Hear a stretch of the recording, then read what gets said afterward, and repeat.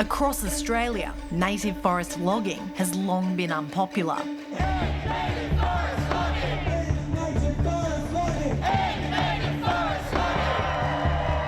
And now it's losing political support. Victoria and Western Australia have shut it down in state forests. It's been crazy, and it's shown in a whole range of different ways. While loggers have been forced out in one state, we started on the bones of our bums with nothing. We're doing this because we need to stay alive. they're now chopping down native trees in another. I think the vast majority of Victorians would be absolutely appalled at what's happening. And it's fuelled by taxpayer dollars that were meant to transition the industry out of this. Would you have a message for the Victorian government? Yeah, stop funding forest destruction down here in Tasmania. The thing is, Australians love native forest timber. There is an insatiable demand for timber, and it's growing. Probably some of the people at the front line of those protests have native timber in their home. But now, Australia's running out of forest to fell. What you've done is it's making it impossible to log here. Yeah, and that's our goal. The reality is that this is a zombie industry that just won't die. In these four corners, we follow the logs and the money and ask whether there really is a future in native logging.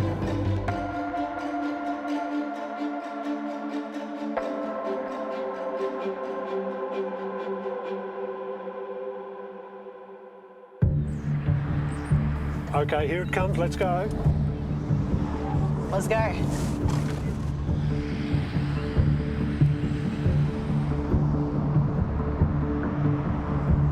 Just wanting to check whether you got onto that one. Yeah, we've seen it. It's just come through and we're behind it. Former Greens MP Paul O'Halloran didn't think he'd be spending his twilight years chasing log trucks across Tasmania. How many hours do you reckon you've done it for? Probably close to 500 hours.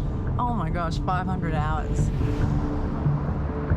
We're on the tail of this truck because he believes it's carrying logs from Tasmanian native forests that will ultimately end up in Victoria. So Paul, what made you start doing this?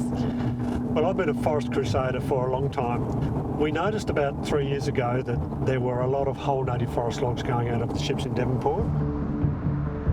He says the uptick in logs to Victoria came after the state banned logging in Victorian state forests and gave timber companies generous compensation packages. Why does it matter if logs are going across Bass Strait? Tasmanian native forests are already unsustainably logged, and this is just putting more and more pressure on those native forests. And we know that those native forests are worth more standing. Paul O'Halloran and his volunteer chasers have traced these logs from forests in Tasmania's Central Highlands, not far from the state's iconic overland track. These are big logs. They're big logs. Those bigger ones there, you can see, would be at least 100 years old. They believe they're going to a sawmill that's shipped hundreds of truckloads of Tasmanian timber to Victoria since the ban. So I think more than likely this log truck is going to turn right at this intersection up here and it's going to go into the Western Junction sawmill.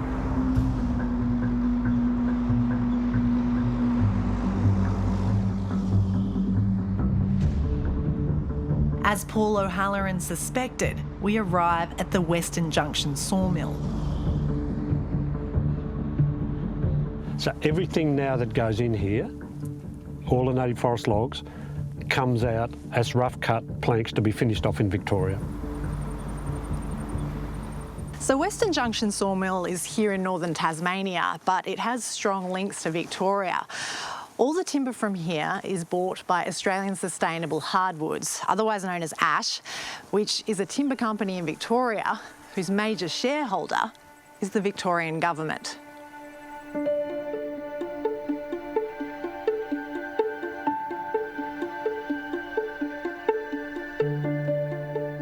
One reason Victoria shut down native logging in state forests was that it was running out of places to log. Ancient mountain ash forests used to cover the Central Highlands northeast of Melbourne.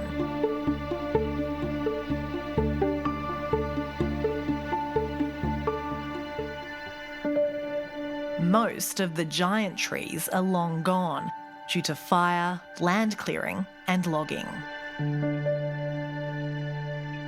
Well, essentially having raped and pillaged the forests of Victoria, now the industry is turning its eyes from Victoria to Tasmania to basically do the same thing. Professor David Lindenmayer is a leading forest ecologist who's one of the industry's foremost detractors. So pre-British invasion, there would have been probably millions of these trees across these landscapes. Now they're really rare, but extraordinary trees, probably dates from 1600s, maybe even 1500s, so well before Captain Cook's on the east coast of Australia. Logging has had massive effects on forest landscapes. We've lost most of the large old trees.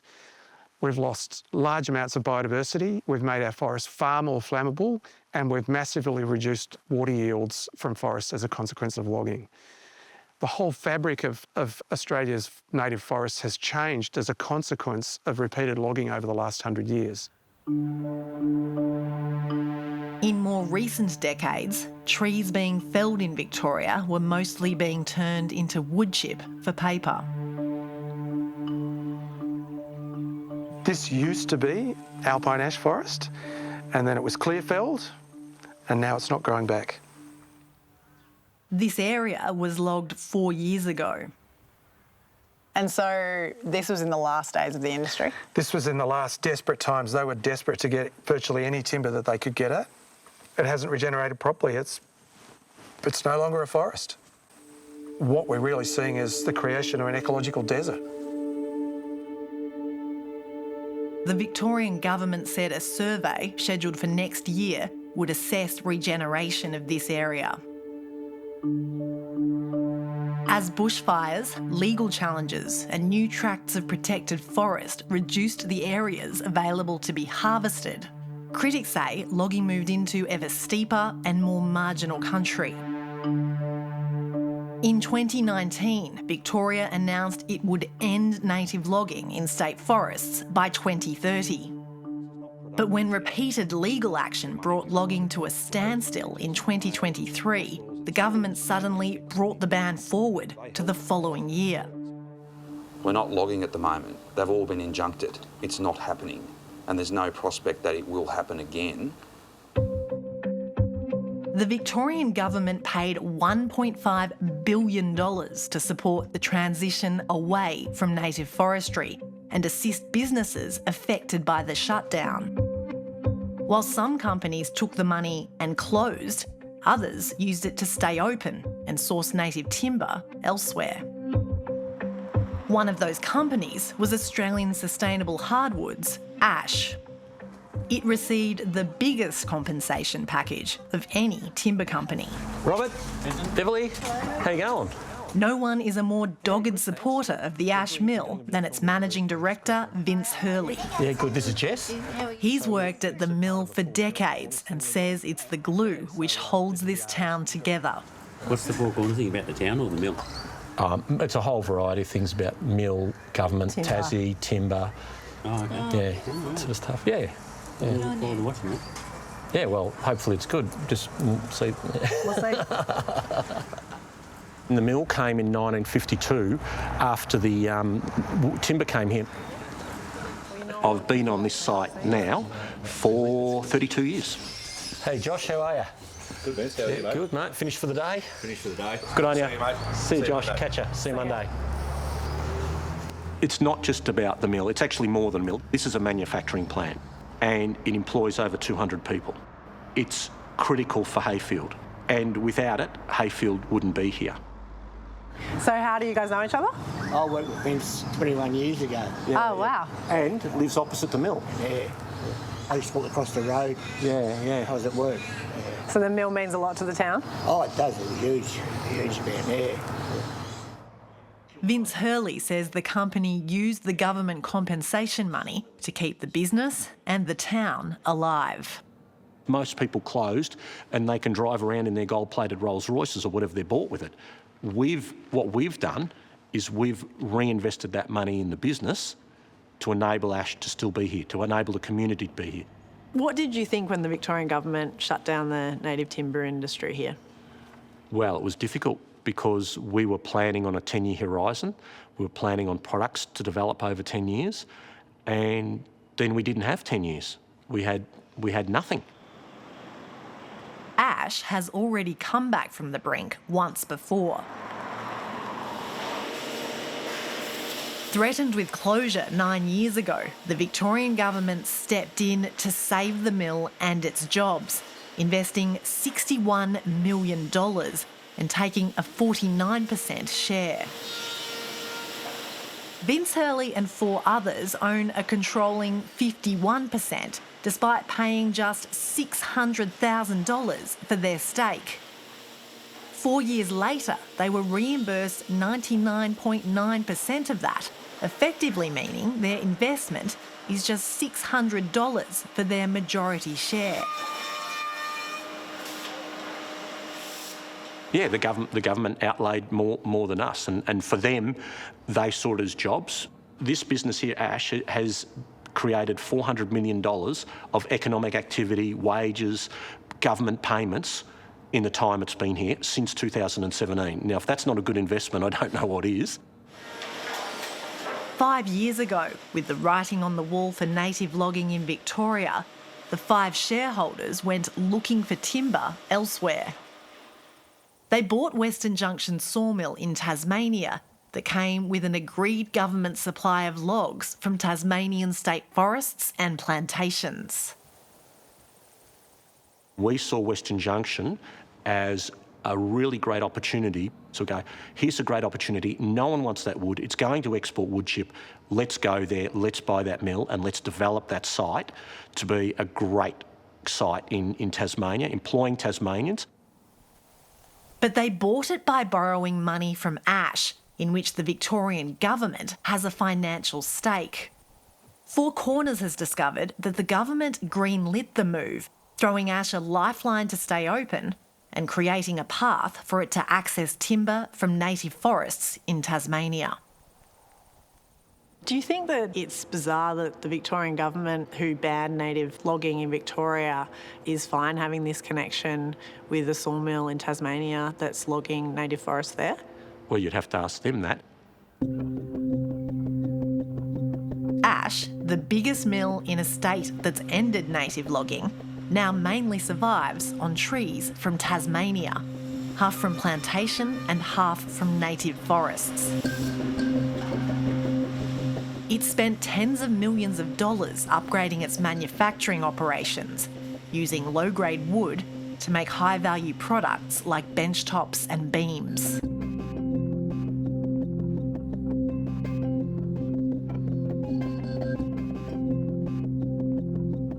We've had a massive transition we've come through, and we're coming through that nicely. And that's the key to our business.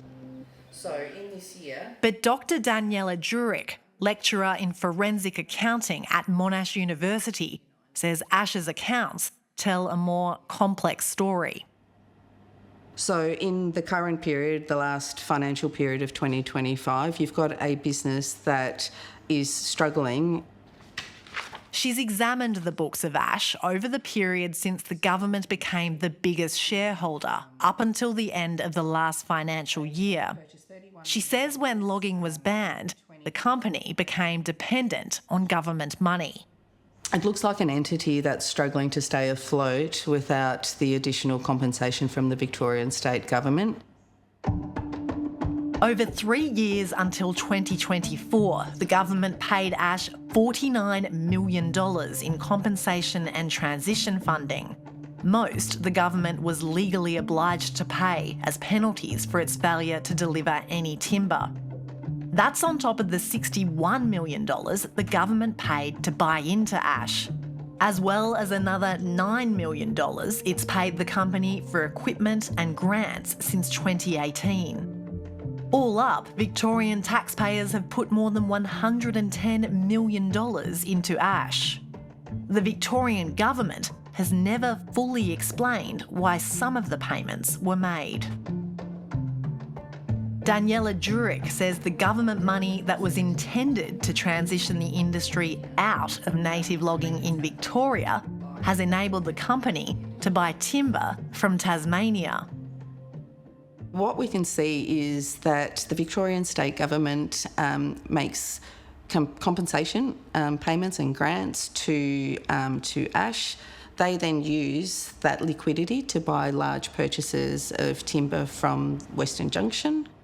In 23. On top of that, financial documents show Ash must pay back $33 million to the government next year in exchange for the government buying into the company in 2017. So taxpayers obviously outlaid a lot of money on this mill to buy it. Are they going to see any return on that investment? When I analyse the cash flows, there doesn't seem to be any readily available cash to make those payments. When Four Corners asked the government if that money had to be paid back, they said the company only had to if it had sufficient profits, meaning taxpayers may not see that money returned unless the company is profitable. Two other accountants Four Corners consulted agreed government money had been keeping the company alive. It's only because of this compensation package that you're able to exist. That's incorrect. So ash in its own self, ash in its own right, sells wood and pays its way. We won't call it compensation, it's a penalty, it's failure to supply. All the other businesses in Victoria that got their failure to supply money closed their businesses. So that money has come in. What it's enabled us to do is to develop more manufacturing. You know, you've seen the manufacturing on this site. It is not cheap. Most of that money was going into manufacturing. He said Ash was in a much stronger position in the current financial year and denied Victorian taxpayer money was being used to log native forests in Tasmania. Well, first of all, it's not. Ash is a company that sells wood, and from that revenue, it purchases, it pays its wages, pays its other bills, and purchases its fibre. So you're having a go at Ash for surviving. You'd rather we close. I am questioning the use of taxpayer money to prop up a business after the Victorian government banned native forest logging. You need to ask the Victorian government why they banned native logging and therefore were liable for failure to supply payments. So I think that's a question for the Victorian government. We'd spent weeks trying for an interview with the Premier to no avail when we found out about a press conference she was giving. Premier Jessica Longbottom from Four Corners. Why is Victoria enabling native logging in Tasmania 2 years after we banned it here? Well, if you're referring to the decision that was taken some years ago around the community of Hayfield, we did make a decision at that time to back the workers, but also that small regional and rural community where this company is the biggest employer in town, and will always look at ways to support rural communities and workers. You have a situation now, though, where Victorian taxpayers are effectively funding the logging of Tasmanian forests. What we are doing here in Victoria is backing workers and their families in small rural communities in East Gippsland. Do you not see this whole situation as hypocritical, that you're shifting logging from Victoria to Tasmania? Look, at a time when we are seeing more and more workers feel insecure about their work, where global forces are having an impact, domestic forces are having an impact on workers' job security, we'll always look at ways to back workers, particularly in these small rural communities where companies like this one, they're a big and important source of income and support for that area.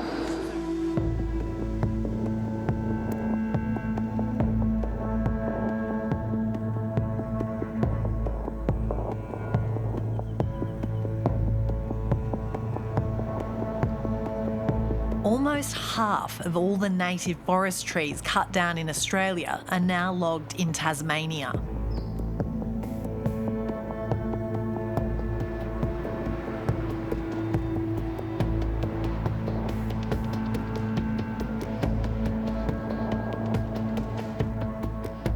The state's Forestry Corporation says only 4% of what's available to be logged is mature, old-growth forest. Giant trees like this one aren't meant to be felled at all. The state forestry watchdog says logging contractors had to cut it down for safety reasons.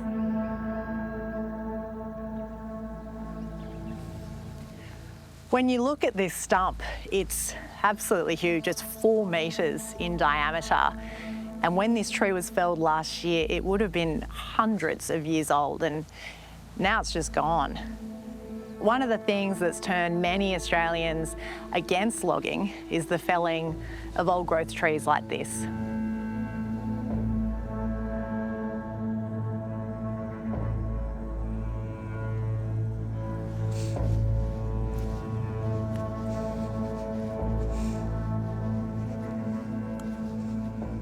The Tasmanian Timber Corporation says 58% of all logs leaving the coops go to wood chip.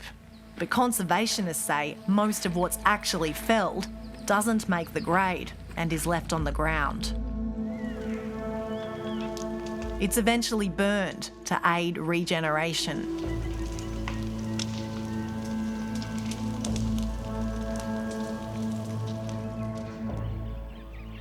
I would say up here is probably the worst logging still happening in Australia today in 2026. What kind are these? Tasmaniensis here. Basically, they've just pushed a road through in here and it will be getting logged, I would say, within the next few months. Hugh Nicholson is a forest campaigner with the Wilderness Society. He claims there's been an increase in native logging here in Tasmania's Central Highlands since Victoria banned it. These places around here, particularly in the Central Highlands, which should have been protected decades ago, but are still being logged, that is ultimately partly being driven by Western Junction, ash and the Victorian government. Do you think that's fair, though, that they're actually ramping up logging in Tasmania? Couldn't you argue that logging would have been at the same levels no matter who owned that mill? Potentially, but the reality is that the industry has been on the decline for decades, and so that demand should be going down. But because Victoria has ended native forest logging but hasn't properly transitioned out, we're seeing vast amounts of timber being sent over there instead. That timber is being bought by taxpayer money in Victoria and being sent over there to keep mills open.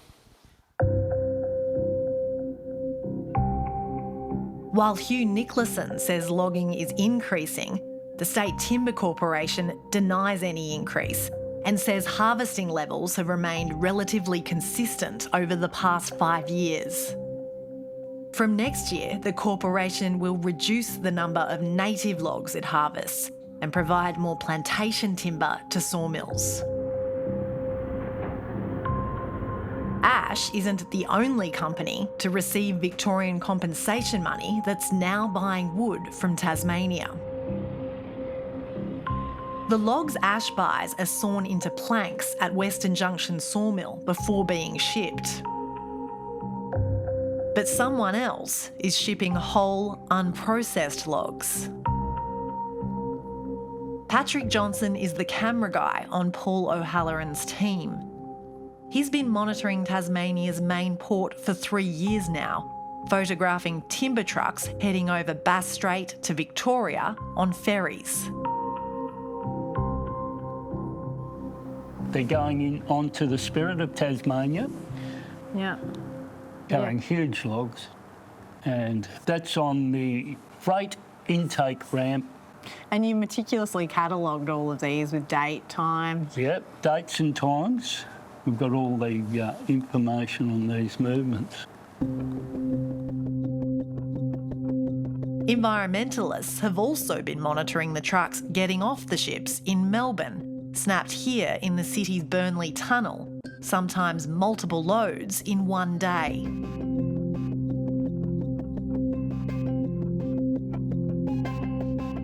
Tasmanian authorities have repeatedly stated that whole logs from public forests stay in Tasmania to keep jobs on the island. It says that none of these logs are from the public estate, and they're all from private forests. Our aim, and definitely our policy, which was very clear in our log contracts, that we will provide Tasmanian-based businesses with log supply. There's no supply going from Tasmanian native forests to Victorian companies. All the logs are processed by companies here in Tasmania. Yep. But O'Halloran's team don't believe it. And you can see that there's decent-sized trees in that load, and there are tags on them. Patrick Johnson believes the tags are used by loggers in state forests. He thinks many of these logs are coming from the public estate. It's, in my view, it's plundering the resources of Tasmania to fill a gap that they've got in Victoria because the government made a decision to stop logging. Tasmania's Resources Minister is a fierce backer of the forestry industry and told us it was important to keep jobs on the island. Are there whole logs from public native forests in Tasmania going to Victoria? No. So when it comes from sustainable timber managed land, the delivery of those logs goes to mills here based in Tasmania. From a public forestry perspective, we see the supporting of regional jobs and growing the regional economy as a key role for our timber company. He says the forest shutdown in other states has been good news for Tasmania. From a Tasmanian perspective, you know, we see great opportunity for a sunrise industry like forestry to play an even bigger role in our future for our economy. So it sounds like you're certainly not considering banning native forestry. No, we're continuing to back it in. And in a Tasmanian context, it's very well supported in our communities. We've supported forestry at the last 5 elections and won them. In terms of the industry, it's a $1.2 billion industry, which for a state of Tasmania's size is massive.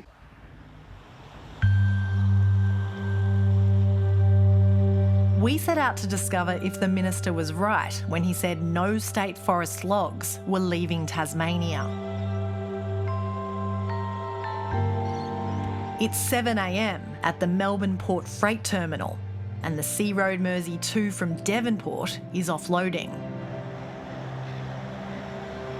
So the ferry from Tasmania has just docked here in Melbourne, and we received a tip that there's a truckload of logs on board. So we're just waiting to see if we can see it. They're unloading all the freight now. The Tasmanian truck chasers say they've got white stickers on them, the kind used on logs from state forests. Finally, the truck emerges. It belongs to a haulage company that's received more than $1.5 million in compensation money from the Victorian government.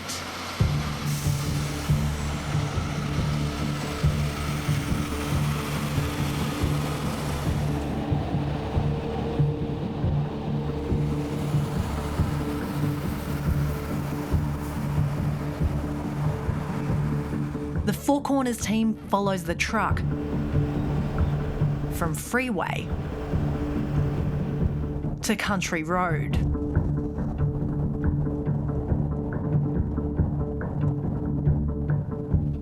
The truck eventually turns into Powelltown Sawmills, an hour-and-a-half east of Melbourne. This mill received $9 million in compensation when Victoria ceased native logging.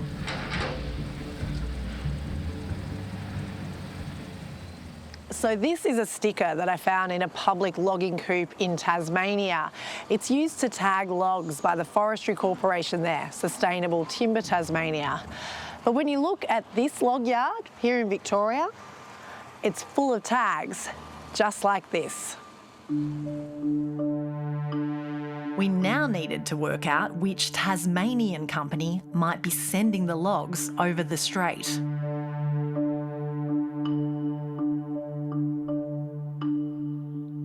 So we're about an hour or so west of Hobart, outside this mill, which is owned by one of the biggest timber companies in Australia, Neville Smith Forest Products. Now, the mill has a contract to receive native timber from Tasmania's forests. But just recently, the mill itself was converted to process only plantation timber. So our question is, what's happening to the native logs that go in there?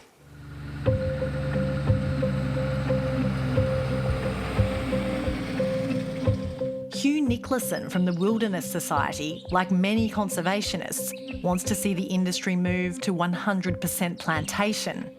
He says given this mill has now converted, there's no reason for it to receive native logs anymore. Those trees, he says, should be left in the ground. What we've found is that even though they're not processing native forest in there anymore, native forest is still going in and native forest is still coming out. So where's it going? Well, we suspect that it's going over to the mainland. I think it's motivated by money. I think if they can flip these logs and make a quick buck, of course they're going to. There's a wide perspective among Tasmanians that we should just end native forest logging, but the fact that we're exporting whole unprocessed logs to keep the industry in Victoria alive and running is just an absolute insult, and it's extra salt in the wound. As we were investigating, we received a call out of the blue from the director of Neville Smith Forest Products, James Neville Smith.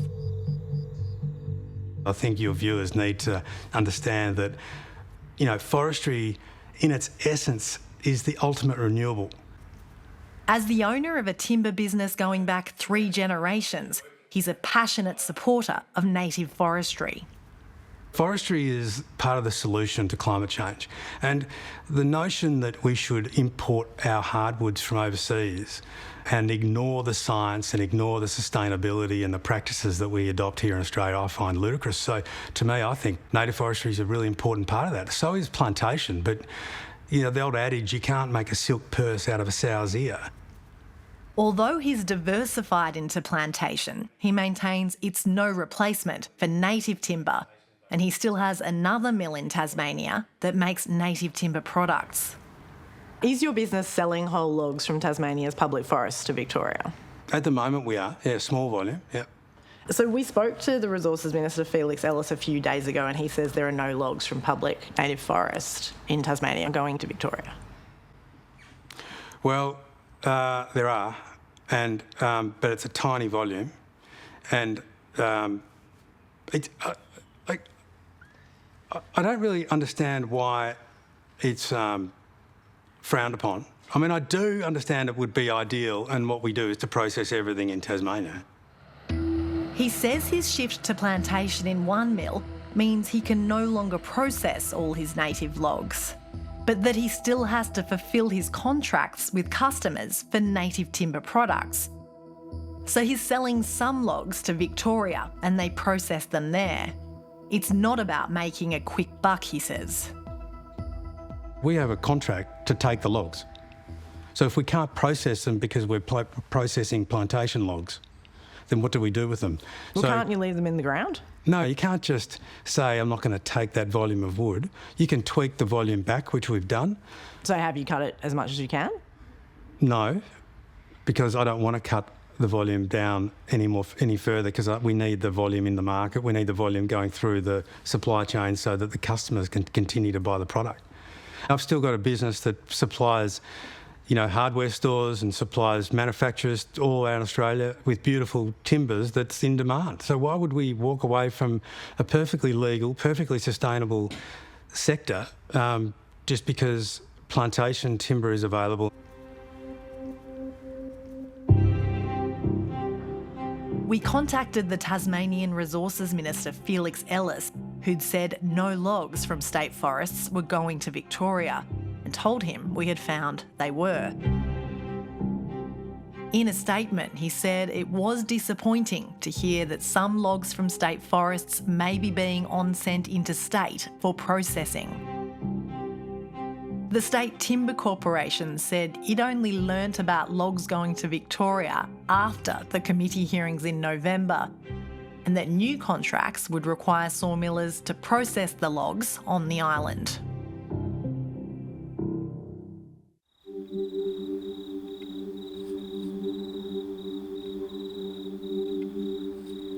While Victoria has banned logging in its state forests and Tasmania is backing its industry, New South Wales is where the next major test is playing out. And it could all come down to an endangered species with the power to stop logging tree by tree. So when we're out spotlighting, we're looking for their eye shine, so their eyes reflect. Activists have converged on a tract of state forest 7 hours north of Sydney in a last-ditch attempt to keep loggers at bay. Sooty, where exactly is he? So he's up there, he's not in this front tree, he's in the branches just behind. Sooty Danes and his crew are out spotting greater gliders. I think they're the cutest animal in the forest.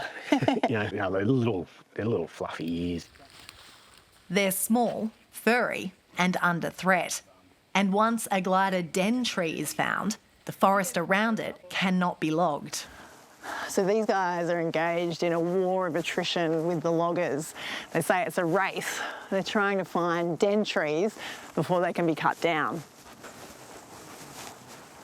The harvesting machines are on a nearby ridge and the loggers will be back in the morning. So how many have you found in this forest? In this current operation, we're up to 433 dens. Every time they locate a den tree with a glider inside, they report it to the Forestry Corporation of New South Wales. By law, the corporation cannot log within 50 metres of the tree. The activists say they have so far prevented the logging of hundreds of hectares of forest.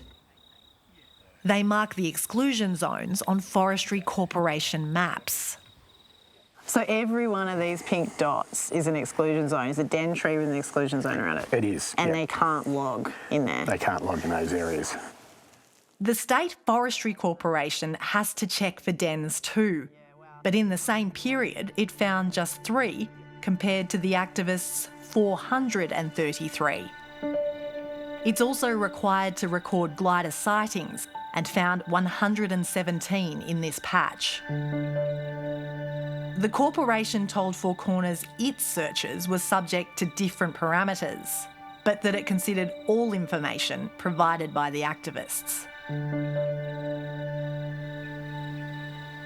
When the spotting is done, Sooty sets up shop deep in the forest to upload den site coordinates and alert State Forestry to 3 more greater glider exclusion zones. And sent. It's off to BioNet.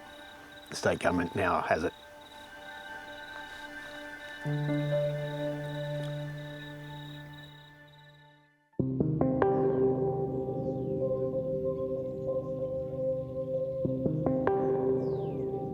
When we return the next morning, we can see in the daylight the part of the forest where the glider den trees were recorded.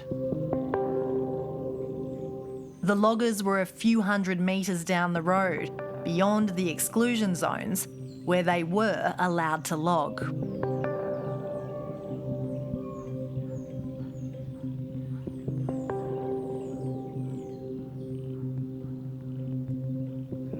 What's clear is this new forest war playing out across New South Wales is making it ever harder for the State Forestry Corporation to operate.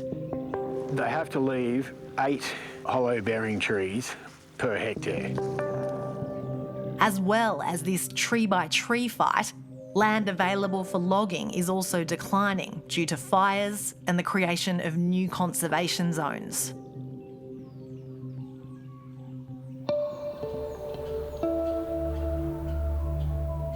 Last year, the government announced the creation of the Great Koala National Park, which protects 176,000 hectares of state forest that was previously open for logging. In one stroke, this removed 40% of wood supply in the north of the state. I think that we've got a rule set there which is almost by design trying to regulate the industry out of existence. Andrew Herford is the head of Timber New South Wales and owner of 5 timber mills in the north of the state. So how long has this property been in your family, Andrew? So coming up to 75 years. So my granddad, He sources half his logs from his own private forests like this one and half from the public estate to make products like flooring and architectural features. This area you selectively harvest? Yeah, so we harvest on a cyclical basis. He believes the New South Wales government will keep logging state forests, even though it's becoming much harder to do so. I'd say there's no other jurisdiction in the world that has a more complex or tougher rule set to operate under. So I guess the question becomes, what is it that we want? So the alternative, as we've closed more and more of our forests to productive forestry in Australia, what we have done is import more and more timber from overseas to fill that gap. Well, I guess people are concerned about the environment and that's what you're up against. Yes, but they're not concerned about the environment in West Papua or the Solomon Islands, or which is where we're transferring our timber production to. Government data is inconclusive, but the industry believes hardwood imports are rising. Andrew Herford says hardwood from plantations is not a suitable replacement in many instances because the timber is less dense.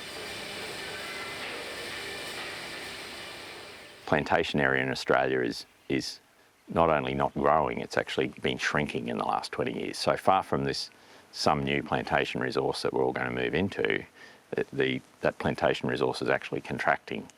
How is it that we haven't got it together to have hardwood plantations? Well, forestry, whether it be native forestry or plantation forestry, is something that requires long-term strategy and thinking, and you need governments with that long-term vision. And it's really just unfortunate that I think over the last few decades we've just seen that attention span has shortened.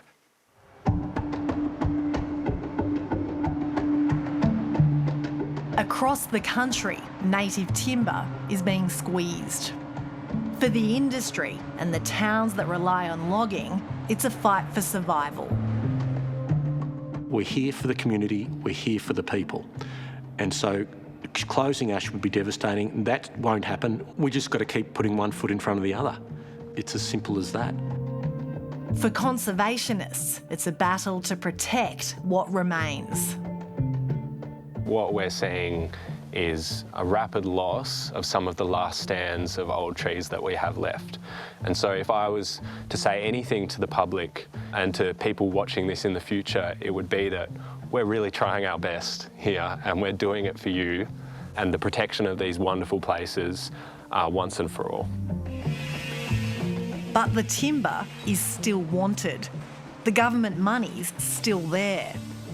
And as long as that's the case, Australia won't move away from native logging. It'll likely just shift to a forest elsewhere.